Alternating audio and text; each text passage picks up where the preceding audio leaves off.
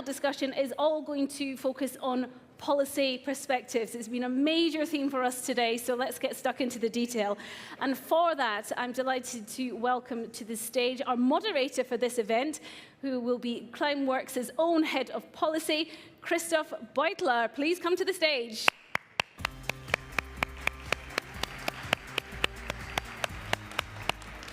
Thank you very much. You'll also be joined by Dr. Oliver Geden, who's the lead author of the current status report of the IPCC and senior fellow at the Stiftung Wissenschaft und Politik in Berlin. Please come to the stage. Thank you. And also joining us remotely, we have Dr. Christian Holzleitner from the EU Commission. He's also joining us on the line. So for now, Christoph, I hand things back over to you. Thank you very much, Hannah, and thank you, Christian, and thank you, Oliver, for taking time out of your busy schedules. So we want to talk policy, we want to talk standards, and given how many times policy was already mentioned, maybe we can even cover more ground. I would like to start with you, Oliver, if I may. And before we jump in, SWP, is that the Socialist Worker Party, or is that the foreign policy think tank of the German government? Well, it's a foreign policy think tank, of course. It's actually the largest think tank in foreign policy in Europe, based in Berlin and in Brussels. And of course, it has some energy and climate specialists. Thank you. So just to jump right in, and what is in your view important when it comes to standards around carbon dioxide removal, but also around utilization?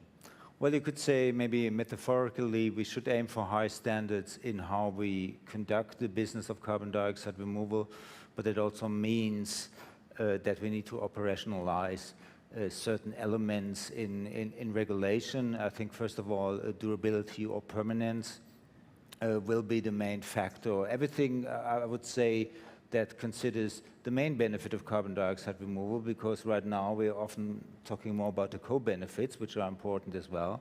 But the main benefit is removing carbon from the atmosphere and storing it durably.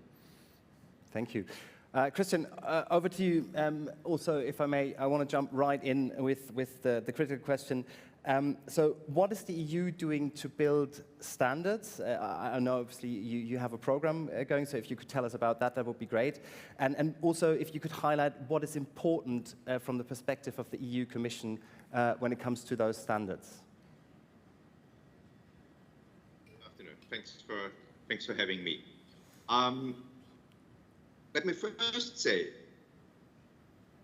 what for us is the important thing, or the overall goal, is reaching climate neutrality in 2050. So, and for this, we need to reduce our emissions. We need to reduce our reliance on fossil carbon. And as the last months have shown, there are very important geopolitical reasons for doing this. So this is our priority. But we also need to get better on removing that CO2 out of the atmosphere and storing it in soils, in trees, in products that we produce out of biomass, but also geologically with direct air capture, and then we put it in the empty gas pit of the North Sea, for example. And this is for us, I think, where we very much stand at the beginning of the policy cycle. This new territory for us, and it will be very important to create the necessary trust in those solutions that we are sure this works. This is why we are starting with this initiative of a voluntary certification of carbon removals that include all types of carbon removals. Because I think this is also one of the challenges that we face here, is there are so different types of carbon removals, and you need a certification framework to make them comparable. So to also understand what is the difference between permanent geological storage with direct air capture CCS or bioenergy CCS, and what can we do with carbon farming? What can we do with the storage in forests, in soils? And also then what can we do about the storage in product? Is it construction materials or bioplastic? And we need, or as policymakers, we need a good understanding of what are the benefits and costs of all these different solutions. And this is what we want to start with this year.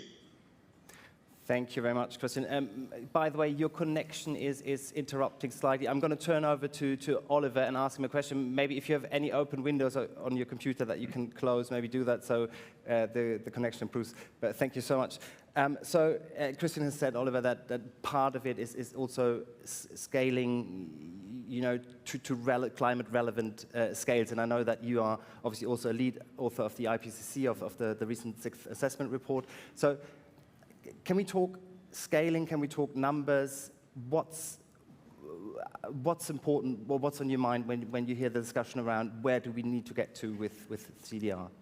Well, I think it's different, and there are many perspectives. The one is I've heard quite often today is getting to a certain number, and I would say it's perfectly legitimate for the direct air capture industry to set itself a target, but it's actually not so easy to take that from IPCC reports in terms of an absolute number. And I think because it depends on so many factors in these scenarios that actually would lead to the numbers we're talking about. But it's safe to say it will have to be gigaton scale when we move forward through the 21st century.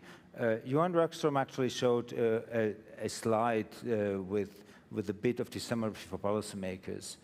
And it starts with a sentence that sounds absolutely not like rocket science, but in a diplomatic way, very many words, passive form. Basically, it says, if you have a net zero target, you already said yes to carbon dioxide removal, because otherwise it would just be a zero emissions target, not a net zero emissions target. That still takes many policymakers by surprise, not the experts. But then the question is, what is that net part? How big is it? And that will be answered differently in different countries. And how do we fill that part? What will be our residual emissions? Actually, that will be a debate that will come also into the carbon dioxide removal debate, the so-called hard-to-abate residual emissions. So I would say we should look at that, first of all, country by country, because it then allows us to talk to policymakers and say, look, here's your implicit commitment, maybe make an explicit one, try to define where you want to be in 2030, 2040, 2050, and then we can talk about trajectories. On a global level, I would say, I mean, if you look at the scenarios also in the IPCC report, for 1.5, the assumption is pretty clear. We will cross that threshold initially, and if we are lucky, we will turn back the temperature knob, which means net negative emissions on a global scale, but also will mean net negative emissions in developed countries. And at least the EU already has that in its climate law, a net negative thereafter vision. Germany, for example, as well. So then you can say, okay, where's the trajectory to reach that? But policymakers can choose what exactly they want to use. They need certification to get a better sense of, okay, what are the properties of certain methods? How do we actually deal with durability? How can we deal with impermanence in a way that we can still do it, because it might have many good other reasons to do what many call nature-based solutions, and then set a framework in which other political actors, society, but not the least business actors as well, have an idea, okay, where is this going? I think Greg said in the earlier panel, also create confidence that this is something we really want to do as societies around the world, and it's not just something that the IPCC has in scenarios. And I think the EU is one example starting this process, but other countries like the US, the UK as well. But in the end, we should demand from every country or every government that has set a net zero target that they tell us, okay, what about that net part? What will the CDR be? How much do you plan? Where are your upscaling plans? Thank you very much. And you said basically net zero means carbon dioxide removal. And Christian, I want to turn over to you, and I want to stay on that train of thought. So if I'm correct, the EU has a target of 5 million tons of carbon removal in 2030, and obviously a net zero target in 2050, and is already thinking about net negative emissions thereafter, because that's needed. So what is the Commission suggesting to do, or what is the EU doing to support the scale up of carbon dioxide removal? So, I think we see a first phase until 2030 that we described also in our communication on the sustainable carbon cycles, where we gave out this aspiration of 5 million tons of carbon removals annually by 2030. So that's an aspiration, that's not a legally binding target. And our main means until 2030 that we see to support financially carbon removals is through the Innovation Fund. As you may know, the Innovation Fund is financed by the revenues of the emission trading system. And like with the first call, we are already financing a bioenergy CCS plant in Stockholm. Already here, negative emission.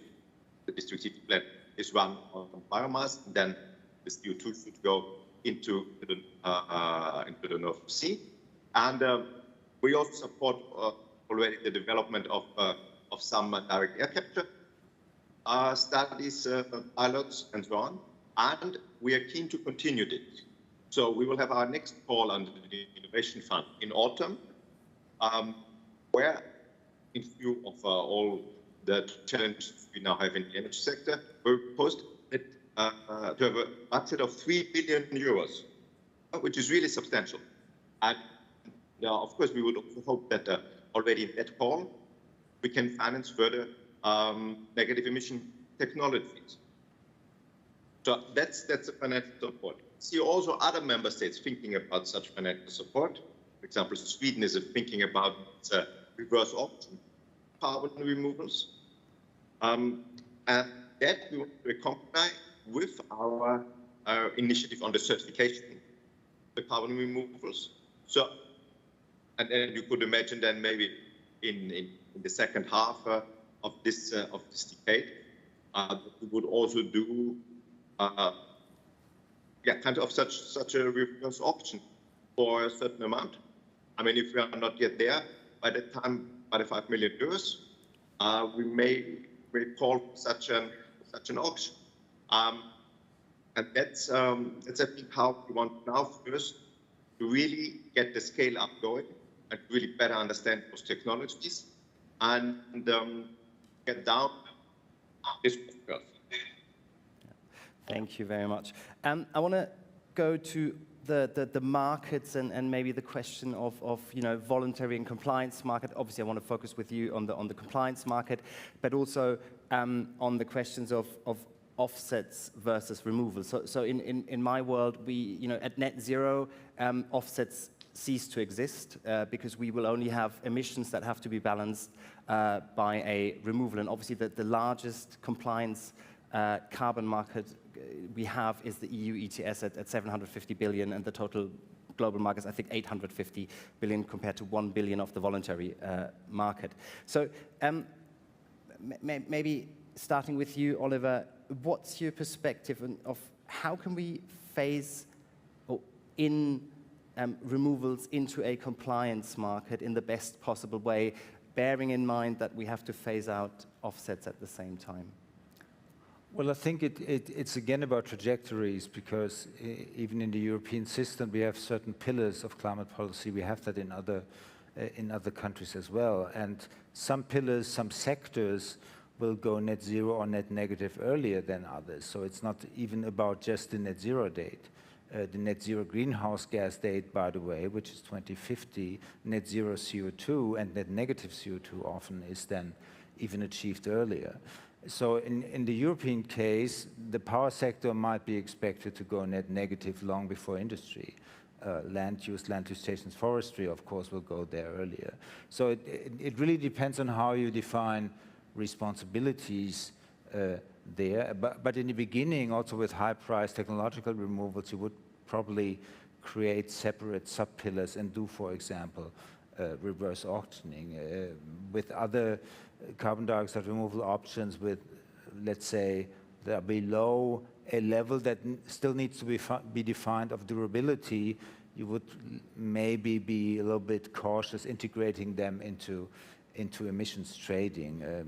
New Zealand is doing that with forestry. I'm not sure they're setting the best example there. That's also why we have a separate regulation and pillar for LULUCF in Europe. So I would say you keep it separate at the beginning. You set up certain incentive schemes, can be reverse auctioning, can be carbon contracts for difference. I think it will pretty much depend on how you connect it to sectoral activities and sectoral obligations, how you combine it on the instrument level. But again, it is about trajectories that policymakers so far, beyond some front-runner countries, really haven't talked about. Many seem to think, yeah, well, it's basically afforestation that will do the job. I think it's interesting, if you look at the European Union, there's one study conducted or commissioned in 2018 by the Commission. It's not an official policy document, but it lands at about 10% of residual emissions in 2050, and therefore 10% of removals, compared to 1990, which would be 500 million tons. A lot of it coming from forestry and agriculture. But I think, yeah, countries need to get an idea what is the level and what are their favored options. And it will also depend not only on political preferences, but also on geography or industrial basis. So Sweden wants to do reverse auctioning for bags. That's because not only the forest, but also the pulp and paper industry and the role of biogenic CO2 in that country. And it will be different in different countries. And it's still early days. So here, are we fast enough? No, we are not fast in anything we do around climate policy. Although there is not that clear end date and then it's game over. So I think many countries now start to find out what it exactly is what they want to do. And therefore that vision, okay, but net zero means you have to come up with an answer, otherwise it's not credible. I think it's a good starting point. Thank you. Christian, I know there recently has been a discussion around integrating some CDR methods into the EU ETS. Could you enlighten us what the current thinking is in Brussels around this topic? Also maybe going into the different price points of the different approaches, and also obviously the fact that the ETS currently, whilst having climbed high for offsets, offsets in general have a different price point. So interested in your thoughts. Yeah, I think we've been very clear from the side of the Commission is that we don't see the integration of carbon removals or any other types of voluntary carbon credits into our emission trading system until 2030. So this is very clear. This is our policy line. We've learned our lessons with the CDM in the 2010s, and this is why I also sketched out our approach until 2030 would be for industrial renewables, the innovation fund. Then you need to think about, okay, what happens after 2030 towards 2050. And we don't have so much time to think about this. It will be the next Commission, maybe in 25, something like this, that has to suggest first our 2040 targets, and then our policy measures up to 2040. When we are now still busy, like this week was the Environment Council, with the approach for the 55 targets for 2030, and we still need to do negotiations, the trilogues, during the second half of this year. But then we need to start thinking about, okay, how could the policy after 2030 look like? And I think this is also, I would say it's important that we get the certification of carbon removals going, so that we see to which extent we can create the necessary trust in those new technologies, and then have a policy debate. Okay, what do we do after 2030? And of course, you also have to see, when you talk about the integration into the ETS, if we're successful with emission reductions, the ETS should become quite small, quite quickly. So if we still have in 2030 a large ETS, maybe we've done something wrong. Yeah, I think it's important to bear in mind, since Christian mentioned this, policymakers, public officials, they're overwhelmed by that Fit for 55 package now. It's 16 pieces of legislation, depending on how you count, for new 2030 targets that had been negotiated already 5 years before. So even the people in national administrations that wanting to do something on CDR, they have more pressing issues at hand. But the certification mechanism that the European Commission is going to introduce by the end of the year then forces public administrations and politicians in member states, in 27 member states, then starting to deal with this. And also once the new legislation or the adjusted legislation has been concluded for 2030, the Commission pretty soon will probably then start talking about the 2040 target and the 2040 legislation. So originally that was already decided for 2030 in 2014. So it will come up in 24, 25, and then also you will start talking about legislative proposals for the 2030s and how to create carbon dioxide removal upscaling. And I think for the European Union, it's also important what's going to happen around the world, like in the US, like in the UK. And in some member states, at least, for example, in Germany, now the coalition treaty of the new government explicitly said we need to go into technological options as well. We need a national strategy for residual emissions and removals, and start finding out. I mean, many here in the room have been working on CDR for quite a while, but many climate policymakers, let's say, have been avoiding it deliberately for quite a while, and sometimes policymaking works quite slowly, and I would say we see some kind of momentum, and we can only hope that it can be seized. And I think globally, the European Commission is a front runner in trying to get that certification scheme going, which will be quite a complex venture, I guess.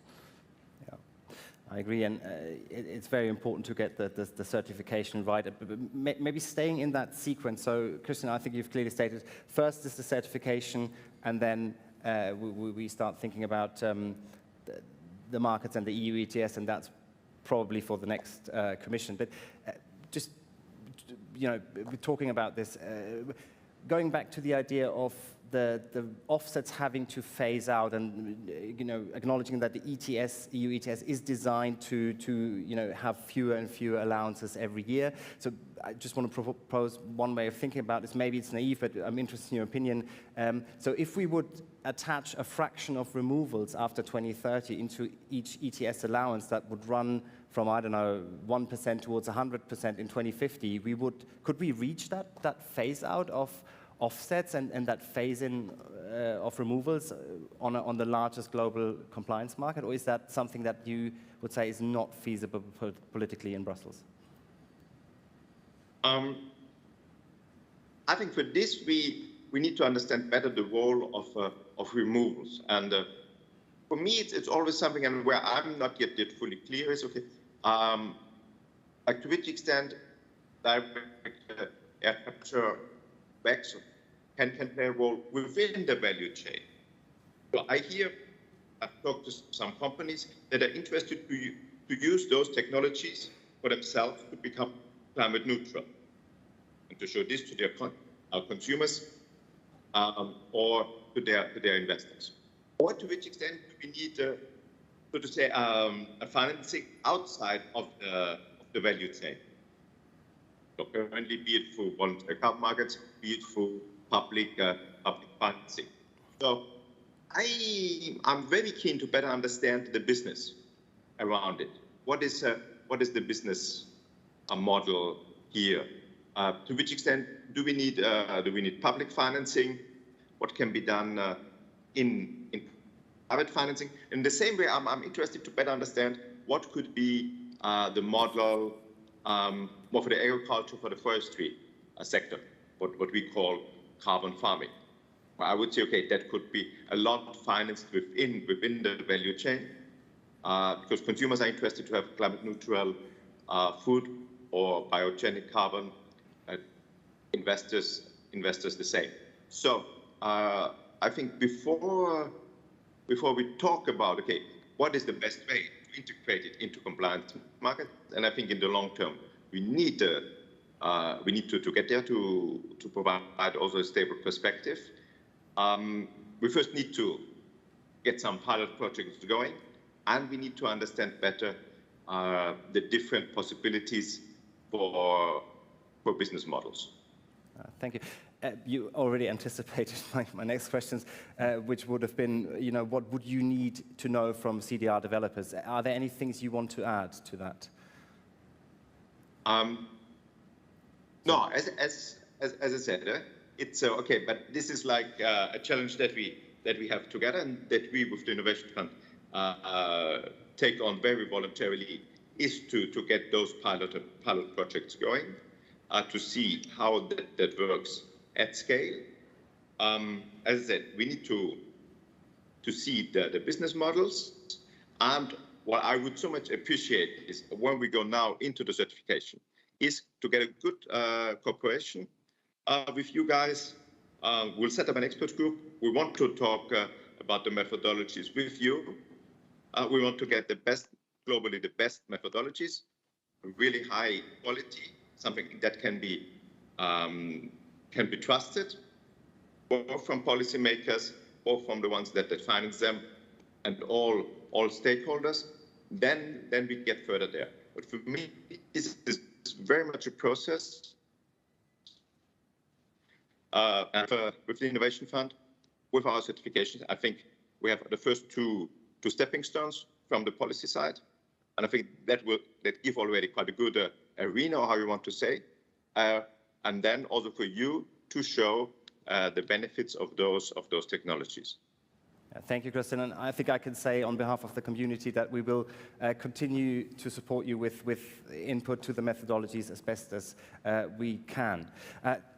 Oliver, turning back to you. So if you would, working in a think tank, take the position of the stakeholders in society, what do you think, what else is needed to really, really, bring forward, what do you need from the CDR developers to bring forward and to scale the volumes? Well, I'm not sure if the burden should be put on CDR developers, but because at the price levels where we are, there clearly is a need for government and public incentives, or for initiatives like we have now seen with the Frontier Fund. So I think people need to see that CDR is becoming a reality, or that other forms of, let's say, the use of direct air capture that are not CDR, like using air source CO2 for synfuels, for example, to produce, if you want to call it like that, green kerosene, that this is happening, that there are actually value chains, and it's not just, okay, getting rid of the damage that we already have done, or getting rid or counterbalancing residual emissions, where we maybe, yes, sometimes they are costly, these residual emissions, sometimes we don't see the lifestyle changes to get emissions down in the agricultural sector. There might be even political reasons, but I think if you take a business case like green aviation fuels, then it should be clear, and even that is not clear to many policymakers. Then they start to talk about green hydrogen, but they would also need, if you want to call it like that, green CO2 to get a green kerosene, sometimes seem to surprise them. Then the question is, okay, do we really go down the biomass route here, or aren't direct air captured sources not much better? Of course, it will be costly. You can again work with quotas or with contracts for difference, but you should not go too deeply into the route than taking that CO2 for sustainable aviation fuels from fossil fuel point sources. But still, I think the general understanding is still not is still not there. And I think the more carbon dioxide removal installations we have, the more varieties we see, because people tend to think that it is either afforestation or BECCS or direct air capture in only certain use cases. I think the more normal it will get to talk about carbon dioxide removal. And I think for the public discourse on climate policy, the position of NGOs is really crucial. NGOs and other trusted actors. And you can see they had their problems dealing with carbon dioxide removal.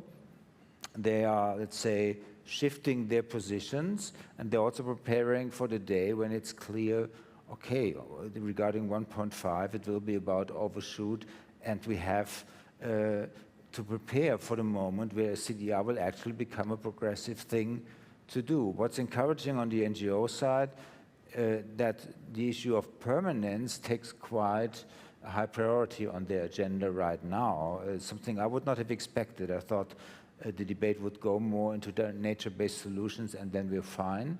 I think permanence is becoming a very critical issue for NGOs as well.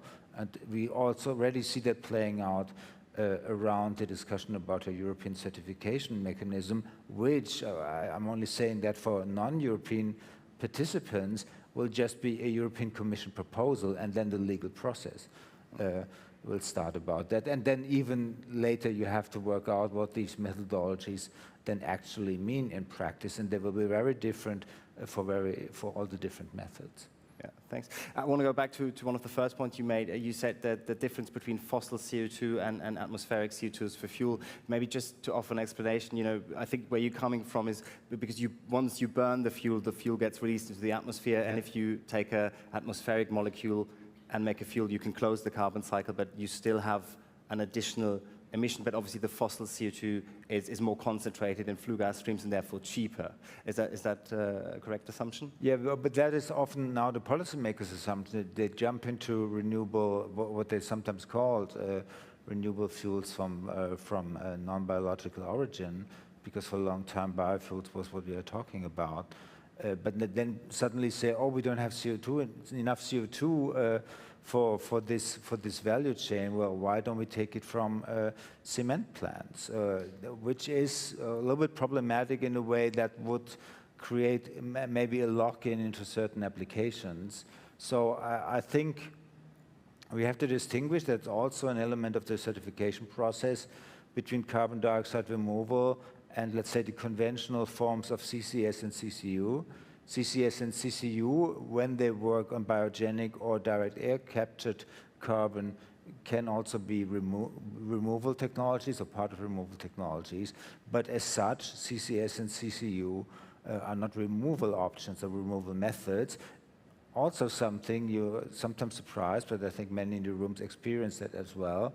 Policymakers don't actually understand, because they think, yeah, there is some CO2 being removed, so it's a removal option. So therefore, again, we need methodologies and clear rules how this shows up on the books. And again, to Johan Rockström's slide that he showed, in the summary for policymakers on CDR, a part in which I was involved drafting and negotiating, it ends with, we need robust rules for monitoring, reporting, verification of carbon flows, because otherwise we don't even know what's going on, and might create a, let's say, new industry based on very questionable assumptions that might then look good on our books, but not good for the climate. Thank you very much, Oliver. So we're almost out of time. Christian, we have about 2.5 minutes, or precisely 2.5 minutes left, and I want to give you the last, you know, if you could leave us with your last thoughts, and before that, maybe if you could quickly answer the question, what is the current thinking of the Commission around CO2 for RFNBO, so for e-fuels? Should it be coming from the atmosphere, or could it come from fossil sources, or both? I think we have a proposal out there, or the colleagues from the Directorate-General for Energy, where they've put out this famous delegated act on RNFBOs. I think where we say that after 2035, it cannot be any more of fossil origin. If I got that right. Yeah, I heard the same. Continue. Sorry. Maybe what I want to leave you is very concretely, a bit of a time plan. We want to come out with our proposal for the certification framework by the end of this year. We are currently at the Commission Work Program for the 30th of November.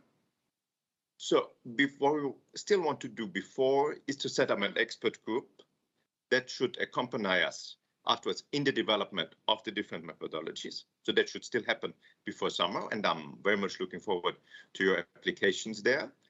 Then the proposal by the end of this year, by 30th of November, should set the legislative framework. So it should set out the principles of what is important to assess whether carbon removal is good or bad. So we'll set out principles, criteria on the quantification, on additionality, on the long-term sequestration, and on transparency. And based on those principles, we then want to, together with you, with the expert group, go into the development of the methodologies, be it for permanent search, like BECS, DACs, other options that exist there, everything related to carbon farming, to our soils, to our forests, and then for carbon storage products. As I already said before, I think we would particularly be interested in construction products and plastics there. And that should give us quite an intense work program for the next years. But I would hope that can, together with the financing of the Innovation Fund, be those two first stepping stones that will allow our political hierarchy, the next Commission, to take an informed decision how carbon removals could be integrated in our post-2030 climate policies. Thank you, Christian. I enjoyed this very much. Thank you also to Oliver. And Christian, thank you for leaving us with something this concrete. Thank you very much. Over to you, Hannah.